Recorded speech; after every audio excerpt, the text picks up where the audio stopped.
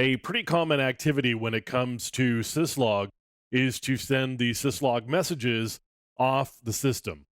So, what I want to do is show you how you would configure your syslog server to send your log messages off to another system that's actually listening for those syslog messages. So, let's just take a look here at the default configuration. We've looked at this, and this is where all of the log files are stored.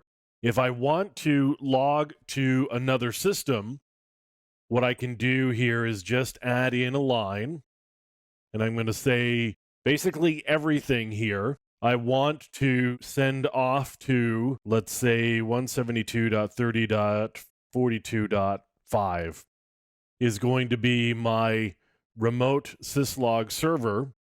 And then I'm going to specify the port number. If I want to add another system, all I would have to do would be to create an additional line, and I could say my log server dot, let's just say remote.com. Now, that's sending everything off to those. For example, say mail.asterisk. So all of my mail messages send to a mail log server. And then my user messages, maybe I wanted to send to a local server. And I forgot the port number here, so let's add that in. So now I have configured my rsyslog server. Again, we're using an implementation here of syslog called rsyslog.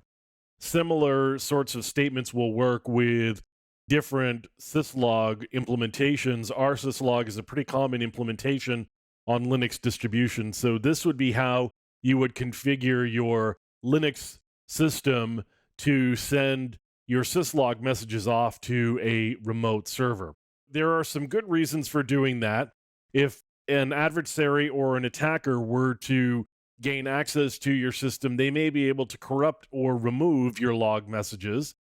If your syslog server is sending the messages immediately off to another system, doesn't much matter what your local system says, your log messages are protected on a syslog server that is somewhere other than where your log files or your local system actually is. So now you've got two places where your log files are, assuming you keep all of the entries below here in place. So you've got logging locally as well as remotely.